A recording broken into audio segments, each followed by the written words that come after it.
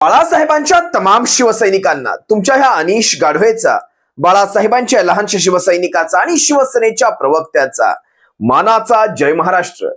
आजच्या व्हिडिओचं टायटल पाहून थोडंसं तुम्हाला नवल वाटलं असेल, पण लक्षात घ्या, आजच्या ह्या व्हिडिओच्या टायटल मध्ये तमाम महाराष्ट्रातल्या लाखो करोडो शिवसैनिकांच्या भावना मी अगदी 3 शब्दात बसवल्या आहेत। लोकशाही सरकारची रखेल झाली। होय, लोकशाही सरकारची रखेल झाली। थोडंसं वेगळं वाटत असेल, पण सध्याची परिस्थिती पाहता, जी चालू महाराष्ट्राची राजकीय परिस्थिती पाहता, आज महाराष्ट्राच्या बाबतीत हे घडते, उद्या उभ्या देशात हाच नंगानाच झालेला तुम्हा सर्वांना पाहायला मिळेल। आणि ते दिवस काही लांब नाहीत। काल ज्या वेळेस नार्वेकर विधानसभेचे सो कॉल्ड अध्यक्ष, लवाद असतील, प्रति न्यायालय असतील, प्रिसाइड ज्युडिशियल असतील, जे कोणी असतील ते नामधारी जे काही असतील ते, यांना वारंवार ज्यावेळेस मी पाणी पिताना पाहत होतो ना, वारंवार प्रत्येक 5 मिनिटानंतर हा माणूस पाणी पित होता। ज्यावेळेस अशा प्रकारची विधानं केली जातात ना, जी स्वतःच्याही मनाला पटणारी नसतात, स्वतःच्याही मनाच्या विरुद्ध असतात, कारण कुठेतरी अंतर्मन सांगत असतं की जे काही करतोय ते स्वतःच्या मनाला तरी पटतंय का।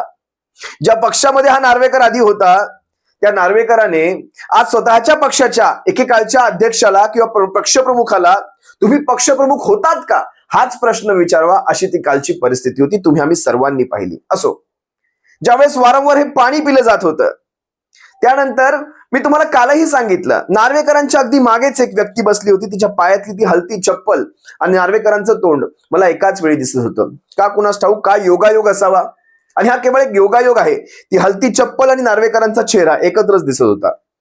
काल एक व्हिडिओ किंवा एक फोटो म्हणाल तो व्हायरल होत होता, ज्यावेळेस 2018-19 साली कोपरी पाचपाखाडीचा एबी फॉर्म माननीय पक्षप्रमुखांनी या एकनाथ शिंदेच्या हातात सुपूर्द केला होता। त्यावेळेस स्वतः एकनाथ शिंदेचं ट्विट होतं की माननीय पक्षप्रमुखांनी, शिवसेना पक्षप्रमुखांनी माझ्यावर पुन्हा एकदा विश्वास दाखवला आणि कोपरी पाचपाखाडीचा एबी फॉर्म मला सुपूर्द केला।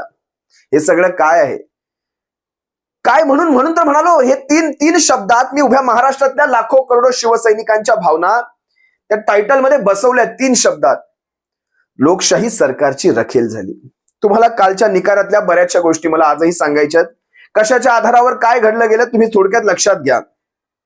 बघा, आज शिवसेनेच्या नेत्यांनी, शिवसेनेचे नेते माननीय आदित्य साहेब ठाकरे, युवासेना प्रमुखांनी आज कोल्हापुरात सभांचा धडाका लावलाय।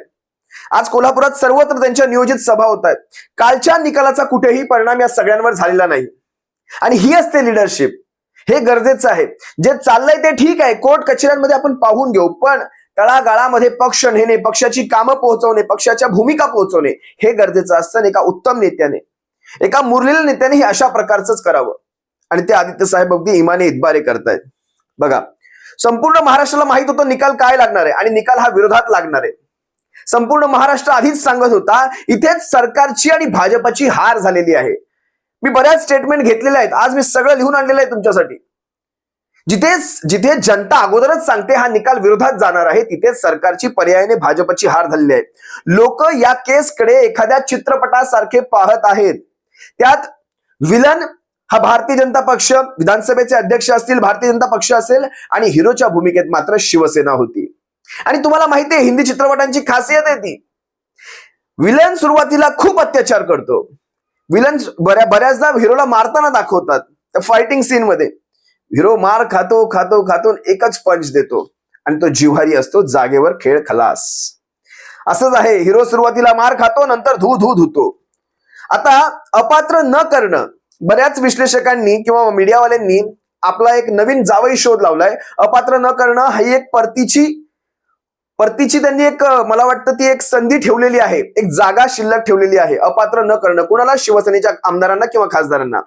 तर लक्षात घ्या, ही परतीची हाक नसून पक्की चाणक्य नीती आहे भारतीय जनता पक्षाची। कारण जर ठाकरेंचे आमदार अपात्र ठरवले असते तर एक मोठी असंतोषाची लाट उसळली असती। अगदी खरं बोलतायत, कारण ठाकरेंचे आमदार जर अपात्र झाले तर खरं तर स्वतःची चूक झाकण्यासाठी हा सारा प्रकार केला गेलेला आहे, किंवा स्वतःची लबाडी लपवण्यासाठी ठाकरेंचे आमदार हे अपात्र केलेले नाहीत, हे विधानसभेच्या अध्यक्षांनी केलेले नाहीत। आणि उभ्या महाराष्ट्राला जाणतं शेमडं पोर सुद्धा आजकाल सांगते की का अपात्र केलं नसतं, कारण जी असंतोषाची लाट उसळेल त्यात मात्र भारतीय जनता पक्ष धुवून निघेल। त्यासाठी ही चाणक्य खेळी आहे। कारण विधानसभा अध्यक्ष, इलेक्शन कमिशन ऑफ इंडिया, राज्यपाल काही अर्थाने काही अर्थाने न्याय व्यवस्था देखील, मी काही अर्थाने म्हणतोय, अजून देखील मी पूर्ण अर्थाने म्हणत नाही, काही अर्थाने न्याय व्यवस्था देखील सरकार धार्जिणी झालेली आहे हे आपल्याला स्पष्ट दिसतंय. त्यामुळे अशा परिस्थितीत आपली प्रतिमा सावरण्यासाठी ठाकरेंच्या आमदारांना अपात्र केलेलं नाही. आज बऱ्याच जणांना वाटत असेल नेमकं यांना करायचं काय होतं, यांना तर निर्णय घ्यायचा होता, एकाला अपात्र करायचं होतं, एकाला वाचवायचं होतं. यांनी दोघांनाही तसंच ठेवलंय. पुढे बऱ्याचशा गमती जमती देखील आहेत बरं या केसमध्ये, त्या देखील तुम्हाला सांगतो. स्वतःच्या बचावासाठी त्यांनी उद्धव ठाकरेंच्या 15 आमदारांना अपात्र केलेलं नाही, हे मात्र इथे सिद्ध झालेलं आहे. कारण लोकांना ही लबाडी कळते, पण ती लबाडी करत असताना अगदी मुळासकट खायचं ह्यांनी टाळलेलं आहे. मुळासकट, ऊस गोड लागला म्हणून मुळासकट खायचं, ते मुळासकट फक्त खाल्लेलं नाहीये. कारण जनतेला माहिती हे सगळं स्वतःच्या जीवावर, सरकारांच्या जीवावर, स्वतःला मिळालेल्या संवैधानिक अधिकारांच्या जीवावर हे सारं केलं जातंय. त्यामुळे त्यांनी हे करणं टाळलं. यांचे आमदार मात्र अपात्र केले. जर अपात्र झाले असते तर एक वेगळीच सहानुभूती उभ्या महाराष्ट्रामध्ये, उभ्या हिंदुस्थानामध्ये शिवसेनेच्या प्रति, उद्धव साहेबांच्या प्रति गेली असती आणि ती कुठेतरी टाळण्यासाठी ही खेळी केलेली आहे. अपात्र ठरवल्यास तातडीने पुन्हा कोर्टात जाता येतं, कारण आमच्यावर अशा प्रकारची अपात्रतेची कारवाई केलेली आहे, त्यामुळे आम्हाला लागलीच न्याय द्यावा, त्यालाही कुठेतरी एक प्रतिबंध घालता यावा, त्यासाठी देखील अपात्रतेची कारवाई केली गेलेली नाहीये. या गोष्टी लक्षात हवे. कुणाला हे जावई शोध लागले की परतीची एक जागा ठेवलेली आहे, परतीचे दोर कापलेले नाहीयेत, असले परतीचे दोर तर आम्हाला नको, आम्ही त्या परतीपासून खूप कोसो दूर गेलो, वेळ प्रसंगी आम्ही पक्ष अशा अवस्थेत जाऊ दिला, पण आम्ही तो स्वाभिमान गहाण टाकला नाही, हे लक्षात ठेवा. ही केस फक्त शेड्यूल 10च्या अनुषंगाने पाहायची होती. विधानसभेच्या अध्यक्षाने स्वतःला काय समजलं मला माहित नाही, पण शेड्यूल 10 सोडून बाकी साप सोडून भुई धोपटण्याचा प्रकार जो असतो तो साराच्या सारा इथे केलेला आहे. पक्षाची केस, खरं त्याने काय केलं, स्वतःला पक्षाच्या केसमध्ये गुंतवून घेतलं. पक्ष कुणाचा, आणि काल हे बऱ्याचदा त्यांच्या त्या वाचनामध्ये त्यांनी बोलून देखील दाखवलं की मला पक्ष ठरवायचा होता, मला पक्ष ठरवण्याचा हा अधिकार खऱ्या अर्थाने इलेक्शन कमिशन ऑफ इंडियाला होता. इलेक्शन कमिशन ऑफ इंडियाने आपल्याला काय घ्यायचा तो निकाल घेऊन त्यांनी तो पक्ष बहाल केला होता एकनाथ शिंदेकडे. त्याच्यानंतर ही केस सुप्रीम कोर्टात आहे. सुप्रीम कोर्टाला आता ठरवायचे पक्ष कुणाचा होता. त्यामुळे तुम्ही जे पक्ष ठरवायच्या भानगडीत पडलात ती खऱ्या अर्थाने चूक होती.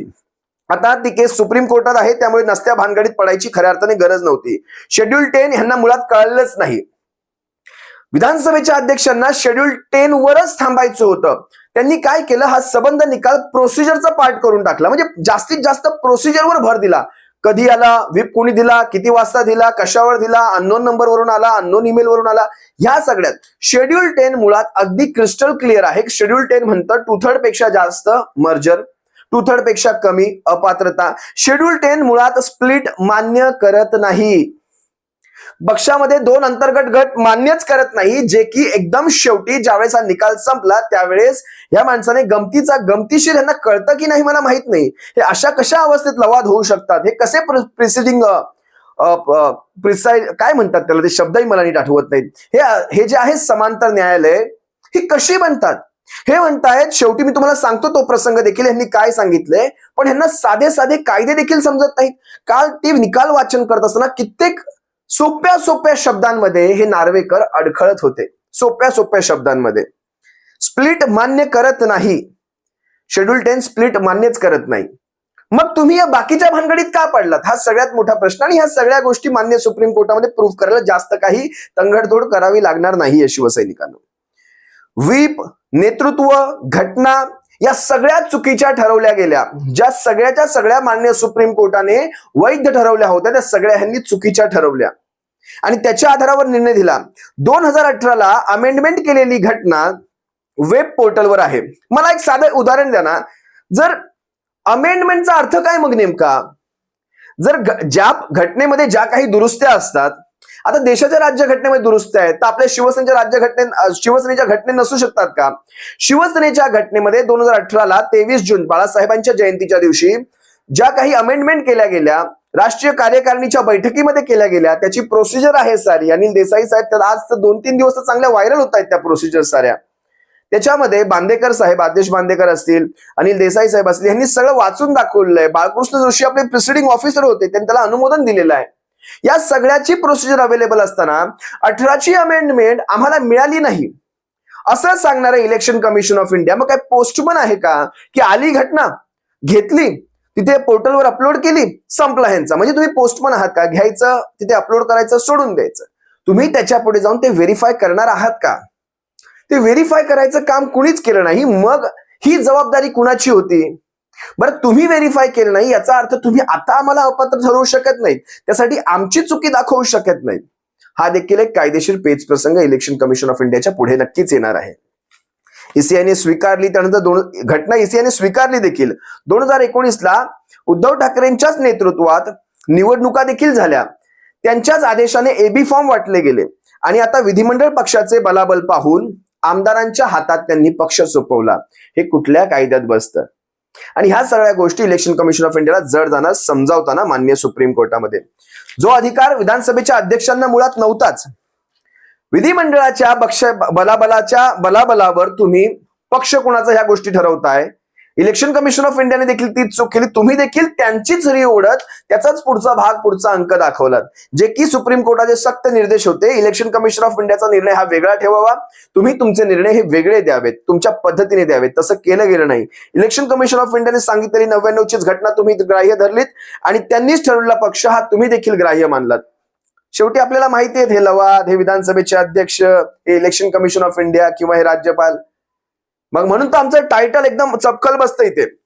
महत्वाचं म्हणजे शिवसेना पक्षात, आता मगाचा तुम्हाला मी मुद्दा सांगतो, अगदी केस सगळं वाचन संपल्यानंतर ह्या माणसाने एक वाक्य वापरलं, शिवसेना पक्षात फूट पडल्याची कोणतीही तक्रारच माझ्याकडे आली नाही.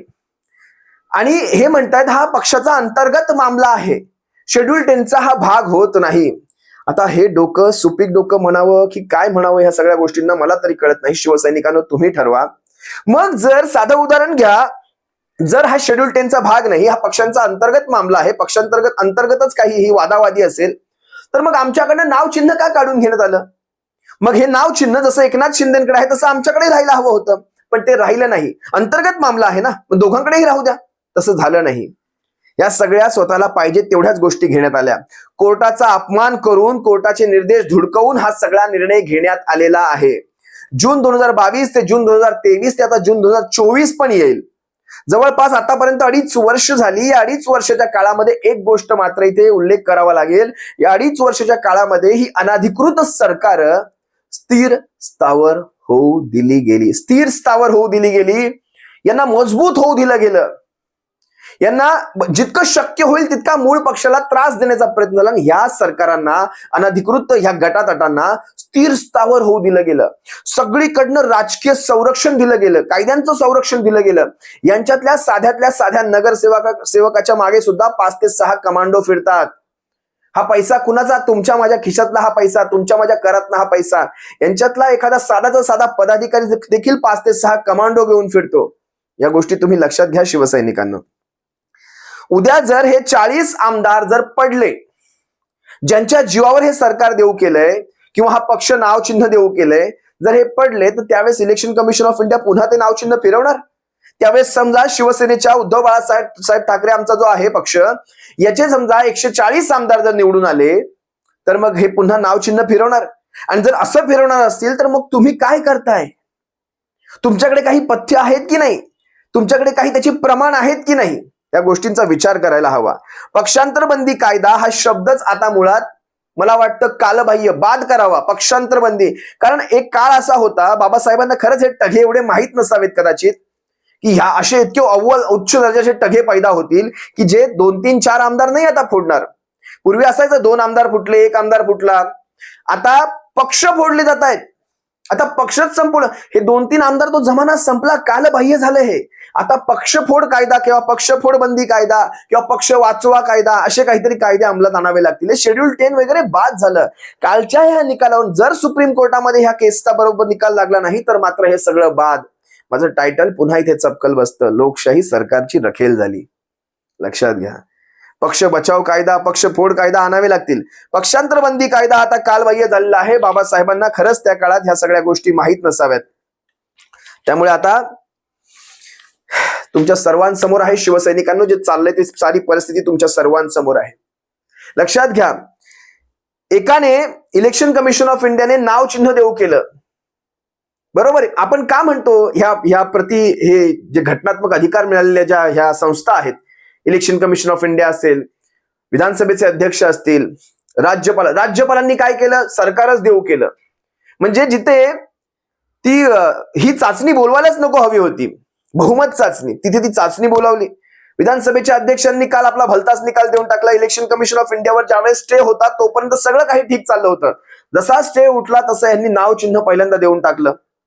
म्हणजे सारं काही कोर्ट कंट्रोल करतंय. जर कोर्टाने कंट्रोल सोडलं तर देशामध्ये आत्ताच हाहाकार माजेल.